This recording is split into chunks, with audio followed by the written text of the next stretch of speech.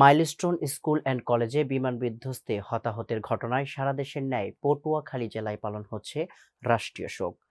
মঙ্গলবার ভোরে পটুয়াখালী জেলা প্রশাসকের কার্যালয়, পুলিশ সুপারের কার্যালয়, বিভিন্ন শিক্ষা প্রতিষ্ঠান সহ সকল সরকারি, আধা সরকারি এবং স্বায়ত্তশাসিত প্রতিষ্ঠানে জাতীয় পতাকা অর্ধনির্মিত রয়েছে। এছাড়া অনেক বিদ্যালয়ের শিক্ষার্থী কালো ব্যাজ ধারণ করে শিক্ষার্থীদের স্মরণ করছে। নিহতদের মাগফিরাত কামনা এবং আহতদের সুস্থতা কামনায় মসজিদ, মন্দির, বিভিন্ন ধর্মীয় উপাসনালয়ে বিশেষ প্রার্থনার আয়োজন করা হয়েছে।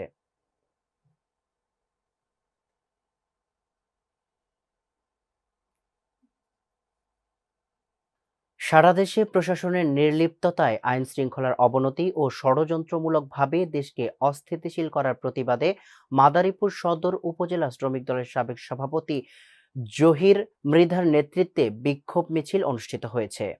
মঙ্গলবার সকালে মাদারীপুর জেলা শ্রমিক দলের ব্যানারে শহরের পূর্ব রাস্তি এলাকা থেকে একটি বিক্ষোভ মিছিল বের করে শহরের বিভিন্ন সড়ক প্রদক্ষিণ করে বাদামতলা এলাকায় গিয়ে শেষ হয়। পরে সেখানে সংক্ষিপ্ত সমাবেশ অনুষ্ঠিত হয়।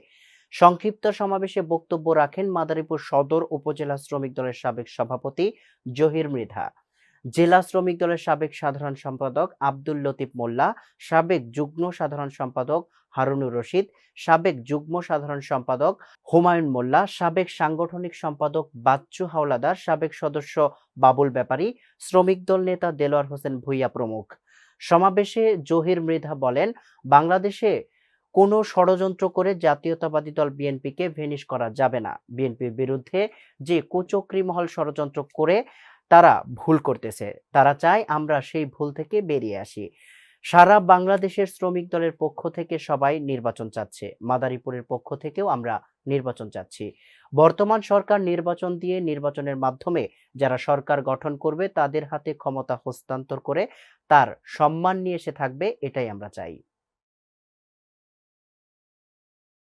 ধারণা, কলাকৌশল ও মান উন্নয়ন বিষয়ক দিনব্যাপী প্রশিক্ষণ কর্মশালা অনুষ্ঠিত হয়েছে। প্যারিস বাংলা প্রেস ক্লাব ফ্রান্সের আয়োজনে দিনব্যাপী মেরি দ্য আভারভিলিয়েন্স লিগ্যাল এইডের হলরুমে এ কর্মশালা অনুষ্ঠিত হয়। কর্মশালায় বিভিন্ন মিডিয়ার কর্মরত বাংলাদেশি সাংবাদিকরা অংশগ্রহণ করেন। ফ্রান্স থেকে আমাদের প্রতিনিধি রাসেল আহমেদ জানান, ফ্রান্সে বসবাসরত বাংলা ভাষার সাংবাদিক ও গণমাধ্যম কর্মীদের পেশাগত দক্ষতা বৃদ্ধির লক্ষ্যে আয়োজিত এই কর্মশালায় ফরাসি ও বাংলাদেশি প্রশিক্ষকদের বাস্তব অভিজ্ঞতার আলোকে বিভিন্ন গুরুত্বপূর্ণ দিক নিয়ে প্রশিক্ষণ প্রদান করেন। প্রশিক্ষণে মূলত গুরুত্ব দেওয়া হয় সাংবাদিকতার নৈতিকতা, তথ্য যাচাই প্রক্রিয়া, অভিবাসন প্রেক্ষাপট, সংবাদ উপস্থাপনা, বহুসাংস্কৃতিক সমাজে সাংবাদিকদের ভূমিকার ওপর। কর্মশালায় অংশগ্রহণকারীরা তাত্ত্বিক আলোচনা ছাড়াও হাতে কলমে প্রশিক্ষণের মাধ্যমে ফরাসি গণমাধ্যম কাঠামো ও আন্তর্জাতিক সাংবাদিকতার প্রাসঙ্গিকতা সম্পর্কে বাস্তব ধারণা করেন। কর্মশালার সঞ্চালনা ও সমন্বয়ের দায়িত্ব পালন করেন প্যারিস বাংলা প্রেস ক্লাবের আন্তর্জাতিক সম্পর্ক ও প্রশিক্ষণ সম্পাদক রাকিবুল ইসলাম।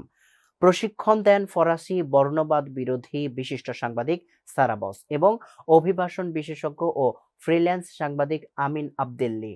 সংবাদ নির্মাণে আধুনিক কলাকৌশল, টেলিভিশন সাংবাদিকতার কৌশলগত দিক নিয়ে প্রশিক্ষণ প্রদান করেন সাংবাদিক ও পরিবেশবাদী লেখক শাহাবুদ্দিন শুভ এবং টেলিভিশন সাংবাদিক ও সংবাদ উপস্থাপক আবু বকর মোহাম্মদ আল আমিন। দিনব্যাপী কর্মশালার সমাপ্তি পর্বে অনুষ্ঠিত হয় সংক্ষিপ্ত আলোচনা সভা ও সনদ বিতরণ অনুষ্ঠান। এতে সভাপতিত্ব করেন প্যারিস বাংলা প্রেস ক্লাবের সভাপতি ও জ্যেষ্ঠ সাংবাদিক এনায়েত হোসেন। সমাপনী অনুষ্ঠান সঞ্চালনা করেন ভারপ্রাপ্ত সাধারণ সম্পাদক আবু তাহের রাজু। সম্মানিত অতিথি হিসেবে উপস্থিত ছিলেন ফ্রান্স থেকে প্রকাশিত একমাত্র বাংলা গণমাধ্যম প্যারিস টাইমসের সম্পাদক ও প্রকাশক কাজী এনায়েতুল্লাহ ইনু, ফরাসি অভিবাসন বিষয়ক প্রশাসনিক সংস্থা অফির এডিট অফিসার লিন্ডা মেরি সরকার, সাংস্কৃতিক সংগঠন হাসনাত জাহান, সামাজিক সংগঠন আইসমার প্রেসিডেন্ট ওবায়দুল্লাহ কয়েস এবং লিগ্যাল এইডের ফ্রান্সের প্রেসিডেন্ট আজাদ মিয়া। অনুষ্ঠানের শেষাংশে প্রশিক্ষণে অংশগ্রহণকারী সাংবাদিকদের মাঝে আনুষ্ঠানিকভাবে সনদপত্র প্রদান করা হয়। পুরো প্রশিক্ষণ প্রক্রিয়া অনুবাদক হিসেবে সহযোগিতা করেন মেডিকেল শিক্ষার্থী তাসনিমুল জাদিদ।